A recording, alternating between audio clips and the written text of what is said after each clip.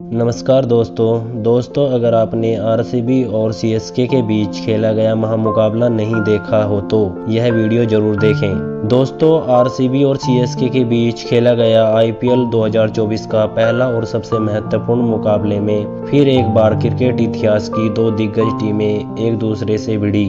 इस बार ऋतुराज गायकवाड़ की सीएसके की टीम के सामने फैफ डु प्लेसिस की आरसीबी की टीम खड़ी थी।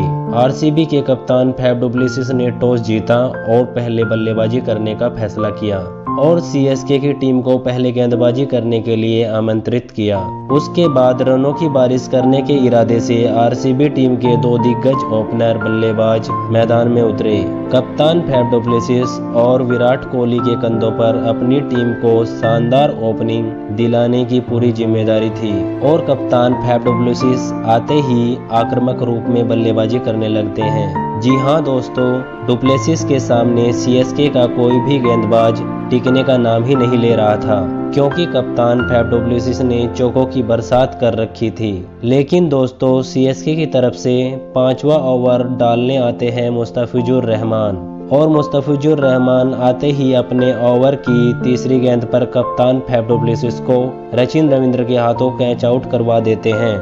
कप्तान फैफ डु प्लेसिस 23 गेंदों पर 35 रन बनाकर पवेलियन लौट जाते हैं। इसके बाद बल्लेबाजी करने के लिए आते हैं रजत पाटीदार। लेकिन दोस्तों, आते ही रजत पाटीदार इसी ओवर की छठी गेंद पर महेंद्र सिंह धोनी के हाथों कैच आउट हो जाते हैं। रजत पाटीदार बिना खाता खोले पवेलियन लौट जाते हैं। इसके बाद बल्लेबाजी करने आते हैं विस्फोटक बल्लेबाज ग्लेन मैक्सवेल। लेकिन दोस्तों, ग्लेन मैक्सवेल भी कुछ खास नहीं कर पाते हैं क्योंकि चेन्नई सुपर किंग्स की तरफ से छठवां ओवर डालने आते हैं दीपक चहर और दीपक चहर आते ही अपने ओवर की तीसरी गेंद पर ग्लेन मैक्सवेल को महेंद्र सिंह धोनी के हाथों कैच आउट करवा देते हैं। ग्लेन मैक्सवेल भी बिना खाता खोले पवेलियन लौट जाते हैं।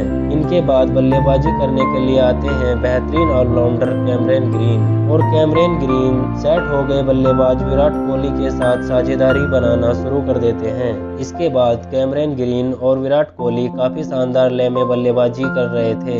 लेकिन सीएसके की तरफ से 12वां ओवर डालने आते हैं फिर से मुस्तफिजुर रहमान और मुस्तफिजुर रहमान आते ही अपने ओवर की दूसरी गेंद पर विराट कोहली को सचिन रविंद्र के हाथों कैच आउट करा देते हैं। इस तरह विराट कोहली 20 गेंदों पर 21 रन बनाकर पवेलियन लौट जाते हैं। इसके बाद बल्लेबाजी करने आते हैं अनुज रावत। लेकिन दोस्तों, इसी ओवर की चौथी गेंद पर कैमरन ग्रीन भी बोल्ड आउट हो जाते हैं।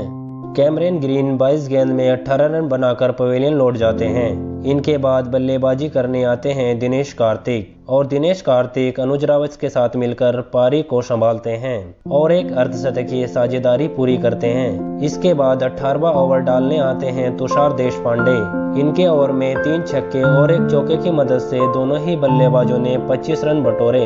अंत में दिनेश कार्तिक और अनुज रावत की ताबड़तोड़ बल्लेबाजी की मदद से आरसीबी की टीम 20 ओवर में 173 रन बटोर लेती है। लेकिन 20वें ओवर की आखिरी गेंद पर महेंद्र सिंह धोनी अनुज रावत को रन आउट कर देते हैं। इस तरह से आरसीबी 20 ओवर में 6 विकेट पर 173 रन बना लेती है। अब यहां से चेन्नई सुपर किंग्स को आईपीएल का पहला मुकाबला जीतने के लिए 20 ओवर में बनाने थे 174 रन। इसके बाद रनों का पीछा करने सीएसके की तरफ से दो दिग्गज ओपनर मैदान में उतरे। जी हां दोस्तों, कप्तान ऋतुराज गायकवाड़ और सचिन रविंद्र के कंधों पर इस महामुकाबले में एक विस्फोटक ओपनिंग शुरुआत दिलाने की जिम्मेदारी थी और दोनों आते ही काफी शानदार लय में बल्लेबाजी करते हैं। खासकर सचिन रविंद्र एक खास अंदाज में बल्लेबाजी कर रहे थे। सचिन रविंद्र ने आते ही चौके छक्कों की बारिश करना शुरू कर दिया था।